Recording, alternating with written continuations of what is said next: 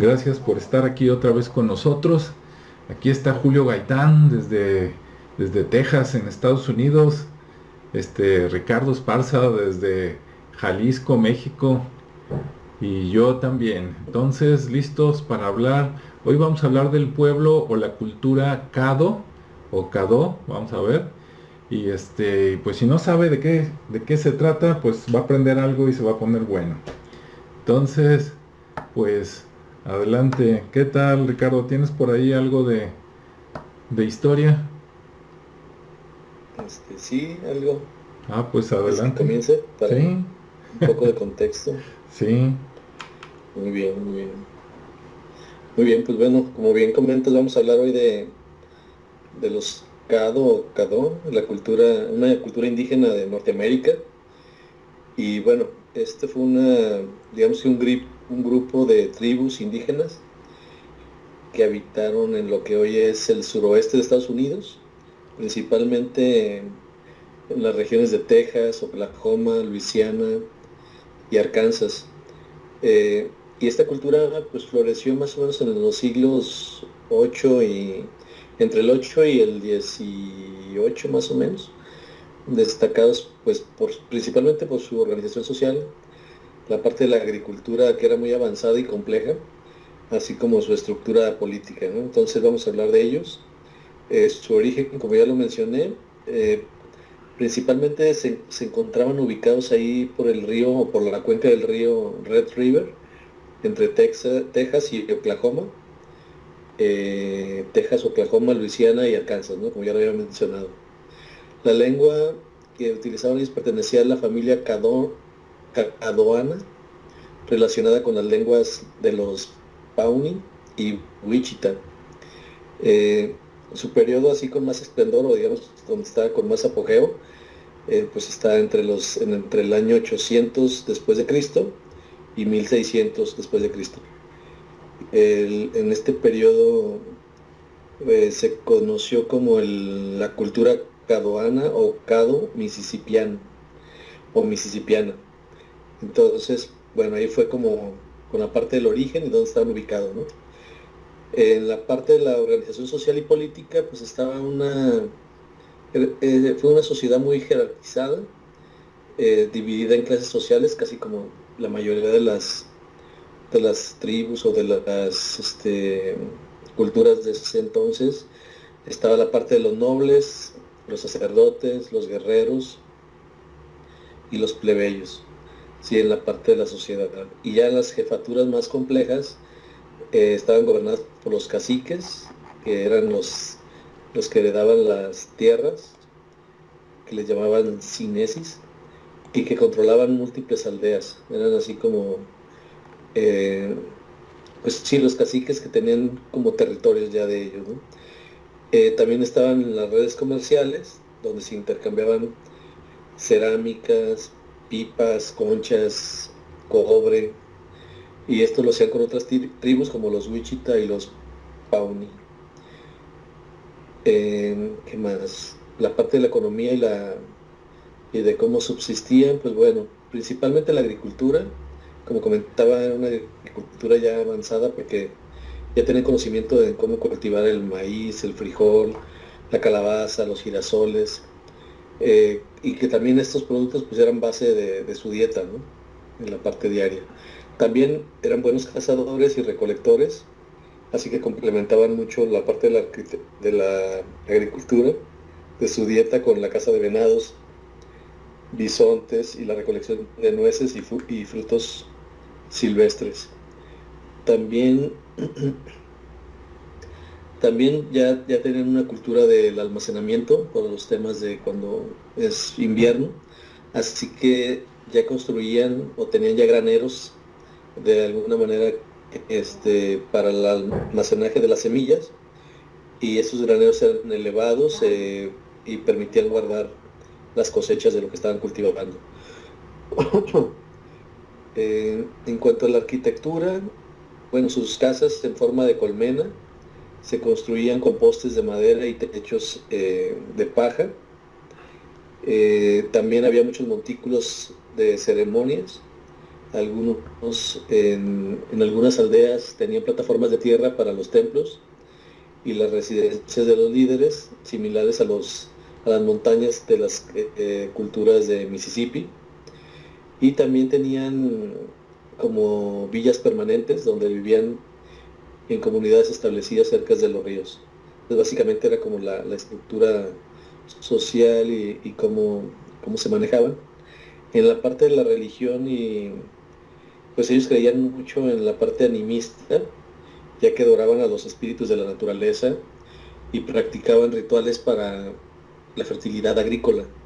Entonces, pues ahí como que ya de repente vamos encontrando muchas relaciones con otras culturas, incluso de Europa y de otras partes del mundo. También trabajar mucho la cerámica, por lo tanto también había muchas vasijas con diseños geométricos, asas en formas de cabeza de animal. O sea, ya también tenían mucha experiencia con el tema de la cerámica. Y las pipas ceremoniales, como la mencionaba, que hacían intercambio, bueno, pues había se dice que las famosas pipas efigie, talladas en forma humana o animal. Entonces es como lo más característico de esta cultura Caddo. Y bueno, también tuvieron contactos con europeos y bueno, parte de su declive, ¿no? Pero primeramente los contactos con los españoles, con una expedición que se realizó por parte de Hernando de Soto en el 1541. Y pues parte del declive fue como lo que les pasó acá a la mayoría de las culturas y de las culturas prehispánicas, ya que pues por enfermedades y conflictos, como la viruela, por ejemplo, fue una enfermedad bastante mortal para toda América, y obviamente las guerras con los apaches y comanches, pues obviamente diezmaron mucho su población. Después hubo una reubicación forzada en el siglo XIX, porque los desplazaron a reservas en Oklahoma, donde hoy está la nación Caddo. Entonces, pues bueno, más o menos es como el contexto de esta cultura. No sé si quieran comentar algo para no extenderme más con este tema. Sí, adelante Julio, ¿cómo ves tú? Bueno, sí, eso del nombre de Caddo, eso fue una abreviación que hicieron por ahí los franceses en el siglo XVI, cuando arribaron por ahí a esa zona.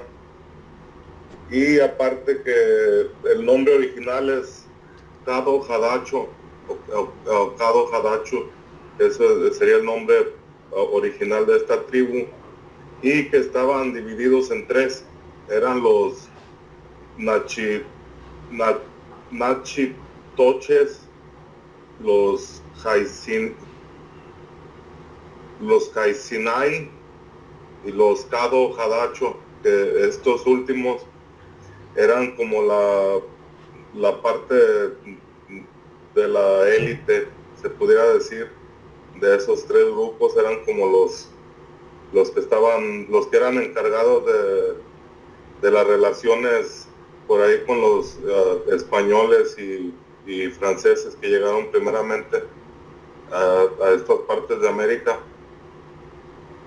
Y como decía Ricardo, ¿no?, que leía ahí, ellos eran muy buenos. Algo de lo que tenían principalmente era la fabricación de cerámica, que por ahí se dice que la cerámica que fabricaban ellos todavía tenía las expresiones y la forma antigua de hacerla, ¿no? Como podemos ver en lo que son las cerámicas, que entre más antiguas, de periodos más antiguos, son mucho más adornadas y de una mucho mejor calidad. Y al parecer ellos tenían este secreto de la cerámica todavía, o ese conocimiento ancestral, ¿no? Y otra cosa también que mencionaba Ricardo, de las pipas que hacían en forma de animales.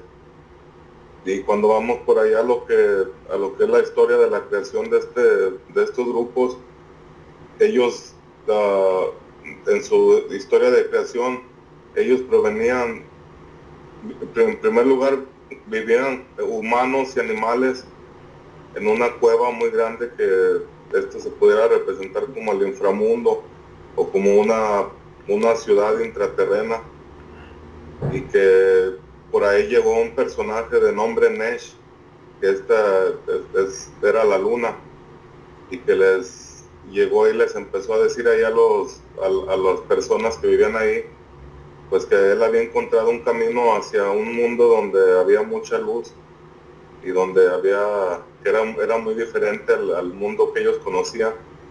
Entonces, entre todos decidieron hacerle caso a este personaje, Nesh, y lo siguieron hacia ese camino, hacia ese mundo donde la luz era muy radiante. Pero la única condición para que pudieran salir era el no voltear hacia atrás. Entonces, en esa historia cuentan que ya muchos humanos venían caminando siguiendo a Nesh, y muchos animales, pero hasta que llegó el lobo. Cuando el lobo empezó a salir de la cueva, ya en ese camino iluminado donde ya se veía esa luz radiante, que era la que seguían, al lobo se le ocurrió voltear. Entonces cuando el lobo volteó, él fue hasta ahí llegó las personas, animales que salieron. Entonces, de acuerdo a su mitología, una parte de ese pueblo está afuera, pero ellos aún recuerdan a la otra parte que se quedó en ese mundo intraterreno.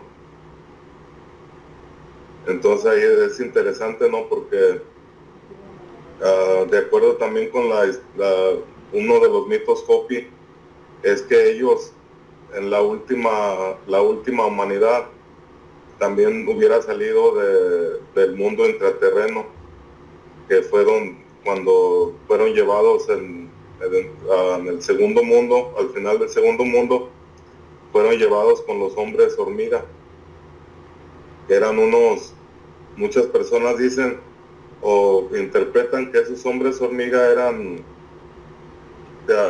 los llamaban hormigas porque eran como extraterrestres, ¿no? Con forma de hormiga, humanoides con cara de hormiga, pero en realidad lo que dicen en esa mitología Hopi es que no eran hombres hormiga porque tenían una misma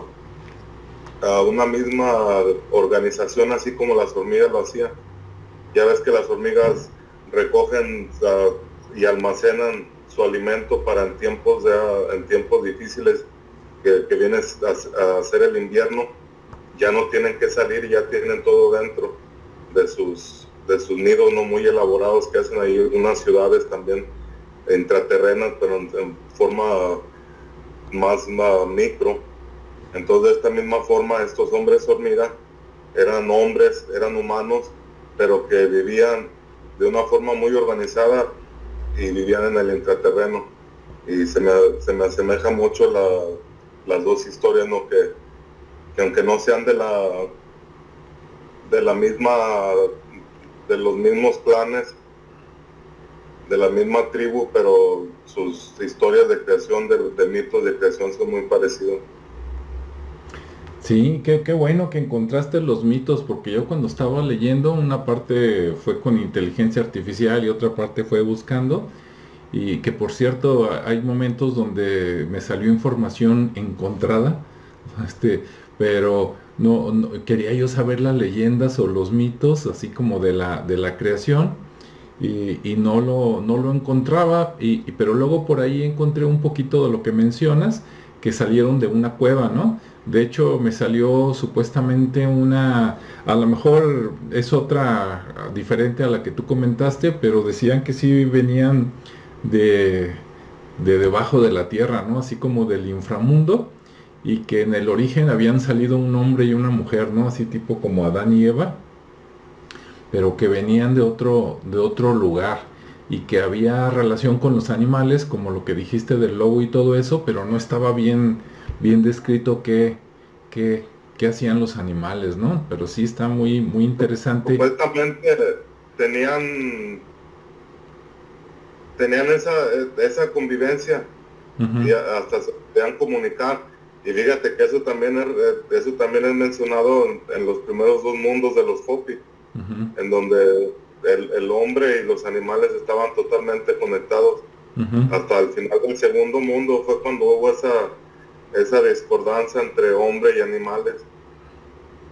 Y otra cosa también, que cuando salieron de esa cueva, los que alcanzaron a salir, salieron con tambores y con pipas, porque el uso del tabaco era en forma ritualística y ceremonial. Entonces también era como aquellas tribus, ¿no?, de los Dakotas que fumaban la pipa sagrada, y el tabaco era parte de ese ritual ceremonial. Entonces también tienen ahí un poquito mezclado entre muchos folclores. Sí, pero coinciden, como tú dices, ¿no?, con otros pueblos que, aunque no son a lo mejor del mismo clan, comparten pues leyendas, ¿no? Y me llama la atención con estos que mientras algunos pueblos, como allá en lo que hoy es Estados Unidos, mencionan que salieron de la tierra, otros acá, como en México, pues dicen que llegaron del mar, ¿no? Claro, deben de ser también momentos diferentes, pero es interesante ver que vinieron de diferentes lugares personas, ¿no? Y en diferentes momentos. Bueno, a mí me llama mucho la atención, este tema fue gracias a una persona que pues, nos escribió y nos dijo: investiguen de la cultura Caddo, ¿no? Y pues ahí estamos viendo a ver qué tenía que ver. No sabía ni de dónde era, ya vimos como dijeron que es de lo que hoy es Estados Unidos, donde se juntan Texas, Arkansas, Oklahoma y Luisiana, si no me equivoco. De hecho, en un principio ellos estaban más regados, pero ¿qué les pasó? Bueno, primero, como dijeron, en 1541 llegaron por ahí los españoles, que son los primeros que documentan que ahí estaban. Dicen que esa cultura parece ser, que creo que ya lo comentó Ricardo, más o menos desde el 800 año, él lo dijo en siglos, pero desde el año 800 después de Cristo, estaban por ahí y se consolidaron, fueron evolucionando y se consolidaron más o menos como en el 1200 después de Cristo, pero sobrevivieron, porque si no, ¿cómo los encontraron los españoles en 1541, ¿no? Entonces llegan los españoles, los ven, una vez más, es de esas culturas que se alimentan de lo que se alimentaba toda la gente en toda América en aquel tiempo, ¿no? Maíz, calabaza y frijol. Pero además yo por acá me salió información que también comían amaranto, lo cultivaban, lo comerciaban, ¿no? Y lo consumían, obviamente, el amaranto. Y sale por acá un relato medio extraño, como que cuando llegaron los españoles vieron que el amaranto era un alimento tan bueno que lo prohibieron. Y dices, ¿cómo? Bueno, ahí dice, ¿no? Según la inteligencia artificial. O sea, dejaron lo del frijol, dejaron lo de la calabaza, dejaron lo del maíz, porque seguramente pues ya lo conocían, ¿no? Acá desde la Nueva España, porque primero llegaron por acá y luego se fueron para el norte a explorar los españoles, pero el amaranto que lo prohibieron, ¿no? Qué bueno que sobrevivió, pero me llama la atención. Es como lo que hacen ahora los fabricantes, ¿no? Comercialmente, todo lo que te nutre, tratan de esconderlo o descomponerlo para darte cosas de menor calidad. Entonces dices, ¿cómo, no? Que encuentras un alimento muy bueno y dices, hasta casi dijeron que era cosa del diablo, ¿no? Y para ocultarlo, pero bueno, estuvo bueno. Y entonces ahí estuvieron los españoles, y ya después, por allá, por cerca del año 1800, llegaron supuestamente los franceses, seguramente también los ingleses, ¿no? Antes. Y ya cuando llegaron, pero bueno, cuando llegaron los españoles, de alguna manera, no tuvieron tanto impacto, aunque sí convivieron, sí comerciaron, pero cuando llegan los ingleses y los franceses, son los que los echan de la tierra, ¿no? Y los fueron recorriendo y ya quedaron nada más en Oklahoma, por lo que yo encontré, en lugar de los 4 estados que conocemos hoy, ¿no? Por ahí te lo platican bien bonito y te dicen que en 1800, creo que 35, los Caddo, cedieron las tierras, pero las cedieron igual que como lo cedió Santana a la mitad del territorio de México, ¿no? Casi, casi con una pistola en la cabeza, y pues no le quedaba otra, ¿no?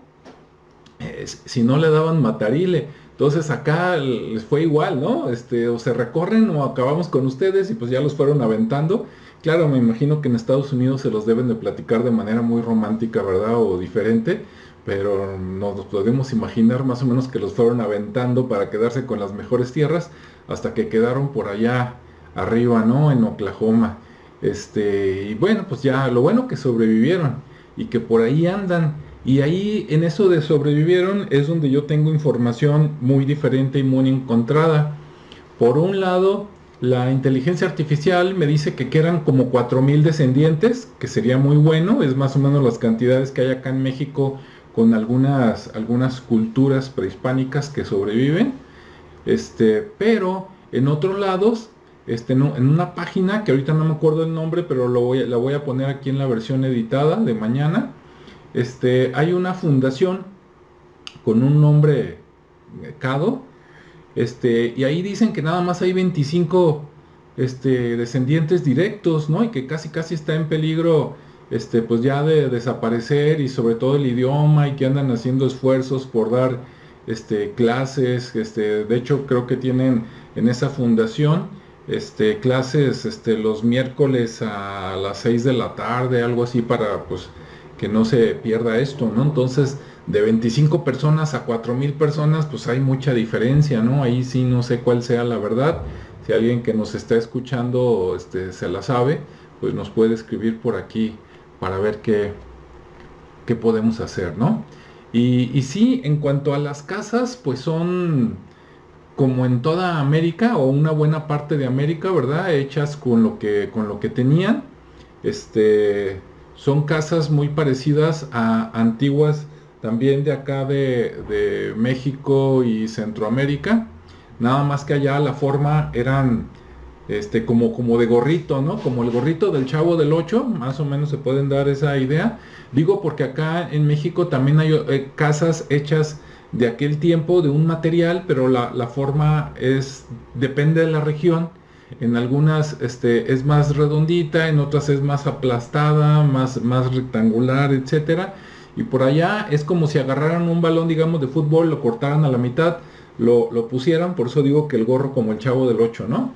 Pero están interesantes, también les vamos a poner una imagen para que se den idea. Pero imagínense un gran iglú, pero claro, como no está en el Polo Norte, no está hecho de hielo, sino que pues tiene, digamos, árboles, o madera, ¿no? Así doblada, haciendo la forma, la base como para el gorrito, y luego encima ya le ponen, como palma. Y estaba bien, están interesantes, tenían buena arquitectura, ¿no? ¿Qué más? Déjenme ver. Tienen bueno, me imagino que todavía la hacen, pero en aquel tiempo, entre el 800 y a lo mejor el 1600, tenían una cerámica muy, muy avanzada, con cosas decoradas muy interesantes. Entonces también por aquí les vamos a poner, unas imágenes, o bueno, déjenme ver si ahorita puedo compartir aquí rápidamente, nada más para que se den una idea a los que estén conectados en vivo. A ver, déjenme ver. Más que, ahí está, ya encontré la ventana. Muy bien. Bueno, ahora déjenme mover la ventana para que la vea todo el mundo. Bueno, ahorita creo que ya la están viendo también Ricardo y Julio. Y bueno, ahí está, ¿no? Dice Arte Caddo con doble D. Y lo encuentran y están estos, ¿no? Por ejemplo, le voy a dar clic y me voy a regresar. Como ven ahí, se ve, pues, ¿qué será? Como una vasija, ¿verdad? Un pot, un bowl o algo así, pero yo lo veo como figura como de serpiente, a lo mejor es otra cosa. Me voy a regresar. Luego están estos de aquí. Este es como para el agua, o se me figura, ¿no? Alguna bebida y se ve también muy, muy interesante. Sí, me voy rápido. Aquí está este como, acá en México diríamos como el bule, ¿no? Nada más que este es hecho de cerámica en lugar de ser de la planta que conocemos acá como el bule, pero está interesante. Ahí está, miren con esa pintura hacia abajo, hasta me recuerda a Gene Simmons, ¿no? Cuando se pintaba del demonio, ahí más o menos, para cargar agua. Vamos al que sigue. Voy a poner otros tres rápidamente. Por ejemplo, este, déjenme ver si se... Ay, no, no se puede. Dije a ver si se puede hacer más grande. Pero estaba muy, muy elaborado el arte. O sea, sí eran buenísimos para hacer artesanías. Ahí está esto, ¿no? Que probablemente esas líneas a lo mejor son de agua, tal vez. Porque pues donde estaban ellos, pues siempre estaban los ríos, ¿no? Ellos son descendientes directos de, como dijeron, de las tribus o pueblos del Mississippi, o sea, Cahokia, entre otros, ¿no? Entonces eso también está muy interesante porque pues ya hace unas semanas hablamos de Cahokia y resulta que Cado, pues precisamente, es uno de esos pueblos relacionados, ¿no? Descendientes de Cahokia. Bueno, hasta ahí voy a dejar el arte nada más, pero sí, sí se ve que tenían diferentes colores, diferentes materiales, ¿no? Y diseños muy, muy variados. Entonces, pues está interesante.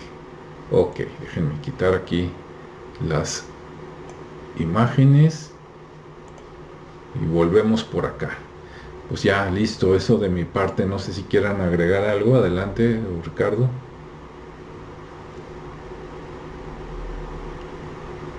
Sí, digo, siguiendo con un poco más de la parte histórica, ¿no? Por ahí ya Julio ya nos compartió más detalle en el origen del nombre y de dónde surgen. Está bastante interesante. Ese dato no lo tengo yo, pero qué bueno que nos lo compartió. Aquí también traigo un tema donde bueno, se menciona un poquito de cómo están en la actualidad, ¿no? Referente a que también Alejandro nos comentó yo tengo que tienen ahorita registrados aproximadamente 6,000 miembros que le llaman en la Nación Caddo de Oklahoma, que más bien es como un lugar donde los fueron a colocar ahí como una especie de, ¿cómo les llamaban esos en Estados Unidos? Que eran, como una reserva, algo así.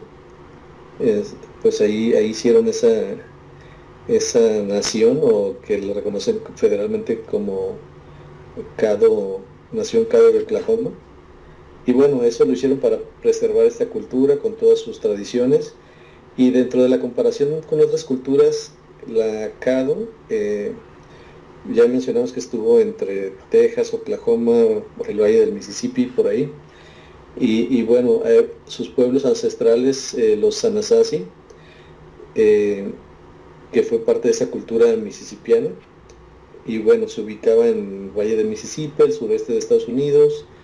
Había muchos montículos de tierra ahí en Oklahoma que son muy famosos precisamente por esa característica. Y bueno, había pueblos en los acantilados. La agricultura ya lo mencionamos, que era el maíz, frijol, calabaza, y la parte del declive, pues bueno, las epidemias, ¿no? Y supuestamente las sequías. Pero más allá también había también guerras y conflictos con algunas otras culturas de por ese entonces, y entonces empezaron también a desarrollar armas, y obviamente se volvieron muy tácticos en sus conflictos, ¿no? Entonces en las armas usaban el arco con flecha, también tenían garrotes y escudos de cuero. Entonces tenían como para atacar y para defenderse, ¿no? Y en la parte de táctica, pues empezaron a crear estrategias como ataques rápidos, la creación de emboscadas, que esto permitía evitar batallas campales y rápidamente tener como ventaja sobre el enemigo, ¿no? También existieron algunos guerreros muy respetados que prácticamente pues eran los líderes militares que ganaban prestigio mediante las batallas que tuvieron y obviamente las victorias.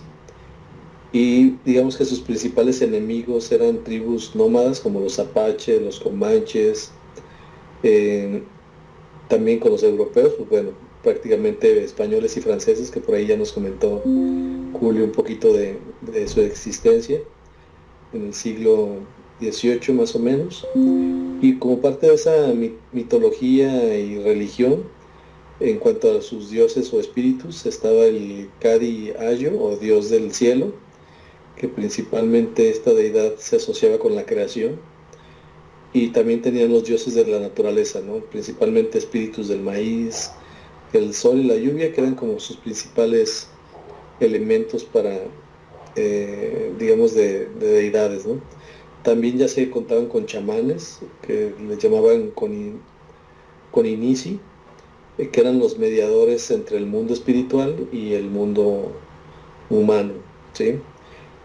También dentro de esa gama de religión o de espíritus también existían rituales muy importantes como la ceremonia del fuego nuevo, que era una purificación anual que les permitía a ellos renovar la comunidad.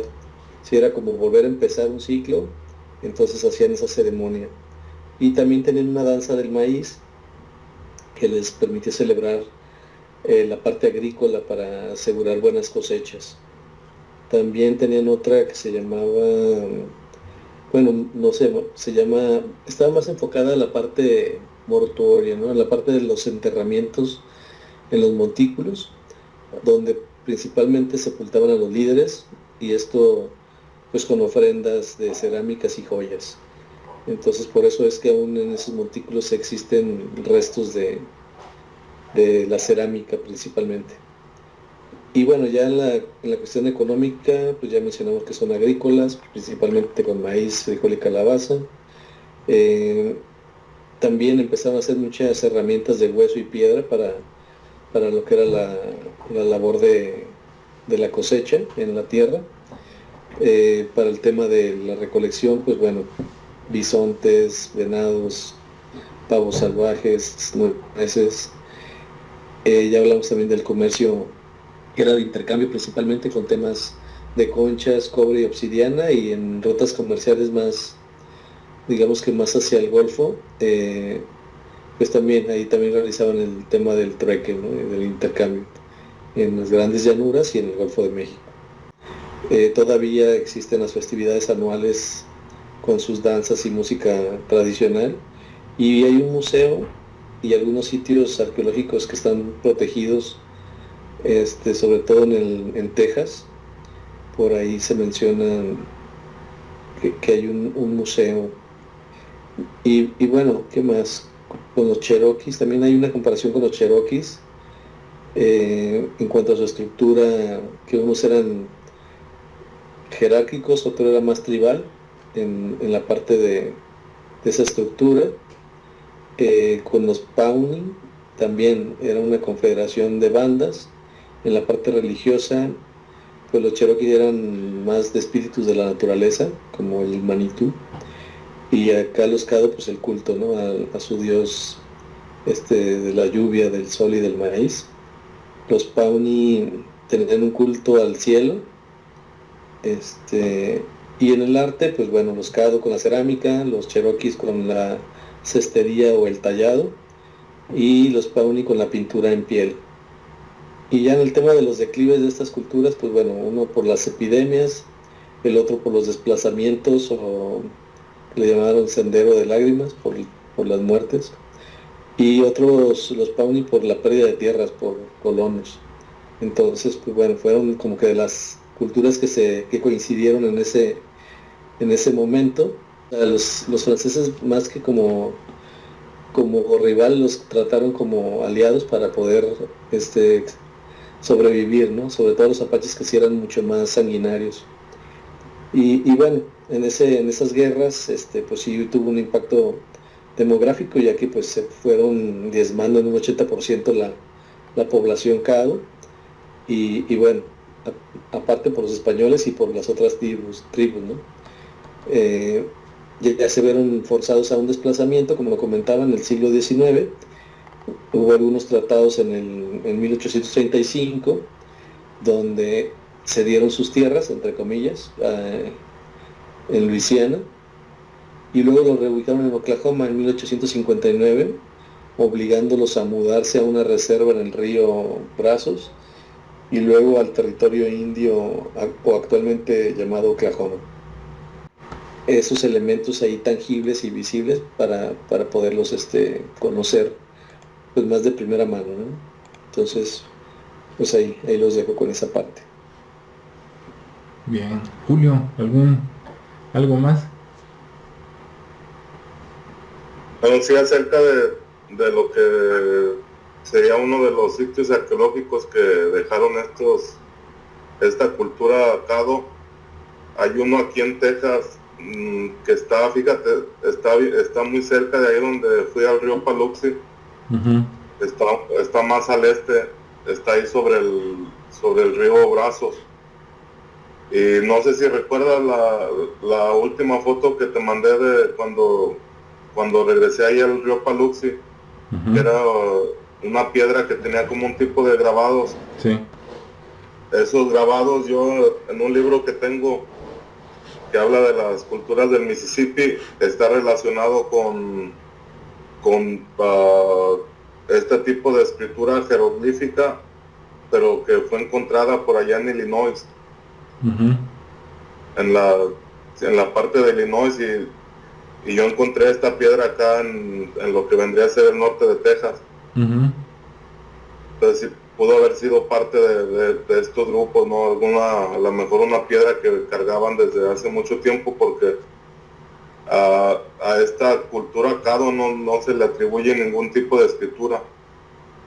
Entonces es como si los antiguos eran más sofisticados y eran los que ya conocían ese tipo de escritura jeroglífica. Ahí, si quieres, ahorita que terminemos, te mando unas fotos de las páginas donde vienen Sí. esa escritura jeroglífica.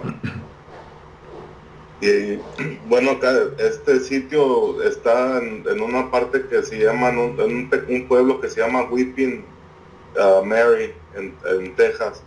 Eso está por ahí casi pegado a lo que es el estado de Luisiana, al este. Weeping Mary es como la María que llora. Sí, algo así. Okay. Y que ahí en este sitio se encontraron son 2 montículos que vendrían a ser plataformas, montículos, y encontraron otro que vendría a ser un entierro. Otro de estos montículos, pero que vendría a ser de un entierro. Se dice que esa parte de esa ciudad fue fundada por allá en el 780 y fue abandonada más o menos en el 1260. Y se hicieron excavaciones en el 1919, en el 1933, en la década de los 60s y los 80s. Hubo ahí varios arqueólogos que estuvieron haciendo la investigación de esa parte, y lo que se me hizo interesante son los tamaños, ¿no? Por ahí se dice que más o menos el área abarca alrededor de 134 hectáreas en donde estaba este asentamiento, que se dice que por ahí se encontraron algunos 40 vestigios de habitaciones antiguas de esta cultura. Y que ahí en este sitio arqueológico hicieron una recreación de una pequeña parte de lo que era ese pueblo cuando estaba funcional. Y entonces ahí se pueden ver las construcciones que usaban para viviendas y lo que usaban ritualístico, ¿no? Que eran estos montículos. Se dice que, fíjate, uno de estos montículos mide alrededor de 53 metros. Esto es de norte a sur, entonces está alineado con los rumbos. 53 metros de norte a sur y 35 metros de este a oeste. Y aquí lo que se me hace interesante es que por decir el 35 y el 53, se podría decir que solamente están los números invertidos, como si tuviera algún significado, ¿no? Que a lo mejor pues desconocemos. Pero eso es lo primero sí que se me hace interesante, y este es uno de los más significativos, de los más grandes de ahí de esa zona. Sí, pues sí está muy interesante. Y sí, al rato me pasas las ligas de lo que tengas, Julio, para hacerlo aquí más gráfico. Pues yo por último nada más comentar dos cosas que me parecieron interesantes que no he dicho. Por acá tengo anotado, dice que la sociedad Caddo era, no sé si todavía lo es, pero en sus buenos tiempos, digamos, antes de que llegaran los europeos, dice que la sociedad Caddo era matrilineal. Entonces, si nos está escuchando, ¿verdad?, alguna feminista, para que vea que desde hace más de 1000 años ya estaban las cosas hechas sin necesidad de moverle. Entonces dice que eso de madre a hija y todo, y de las propiedades, tenía que pasar por el lado de las mujeres, ¿no? Y la organización, no sé si ya lo mencionó Ricardo o Julio, pero pues ahí va rápidamente lo de los nombres.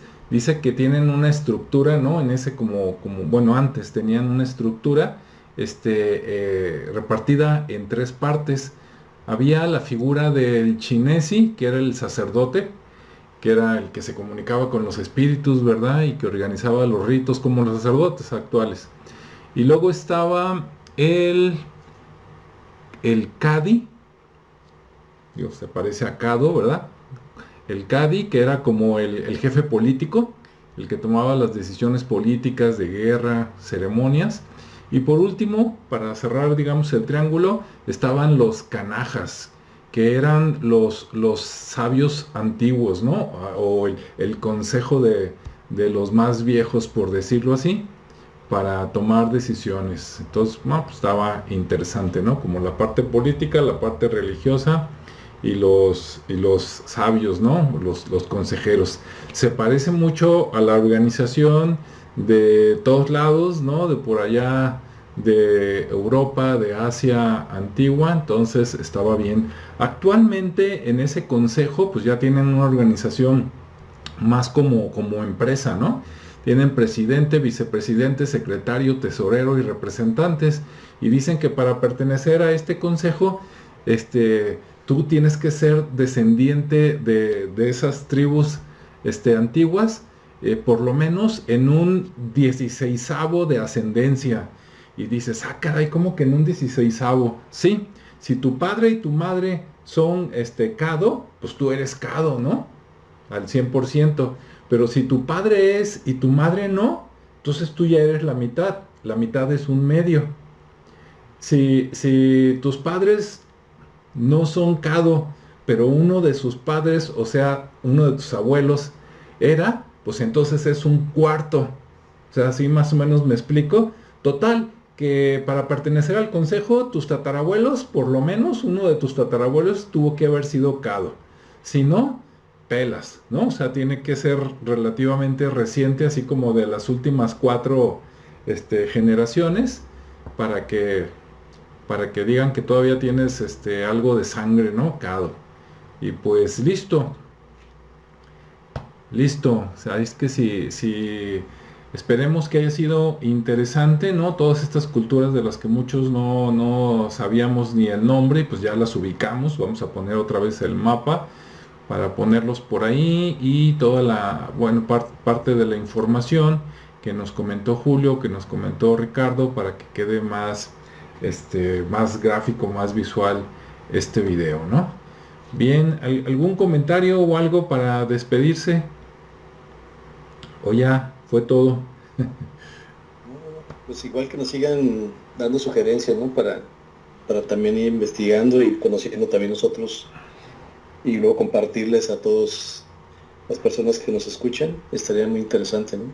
Porque luego este tipo de culturas a veces no las traíamos muy en el foco y resulta que pues allí tienen su trayectoria un gran tiempo, como lo hemos visto que permanecieron y que afortunadamente muchas todavía hasta la fecha mantienen esas raíces, ¿no? Y se vuelve muy interesante tener todavía esa como la parte de la historia y luego todavía el presente, ¿no? Se me hace muy interesante. Sí, y sobre todo que todavía están vivos, ¿no?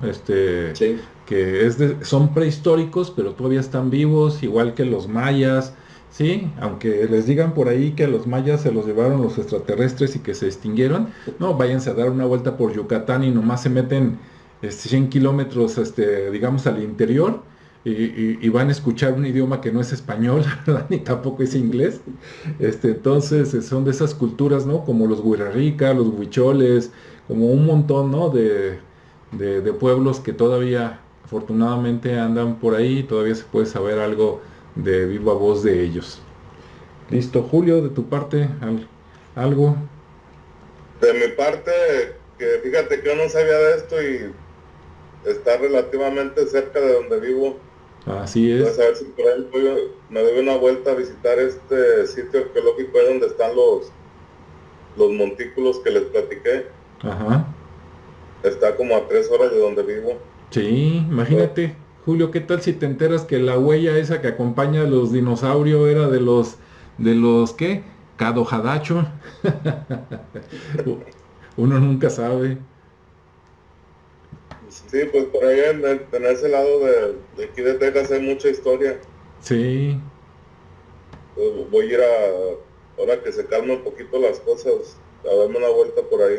sí, no, pues es que en toda América y en todo el mundo, digo, por ese punto de vista vivimos en un planeta fascinante, ¿no? Que, este, como dicen por ahí, nomás, caminas poquito, levantas unas piedras, escarbas o le rascas y resulta que ya estás, tocando algo que es de una cultura antigua, ¿no? De algún ancestro por ahí.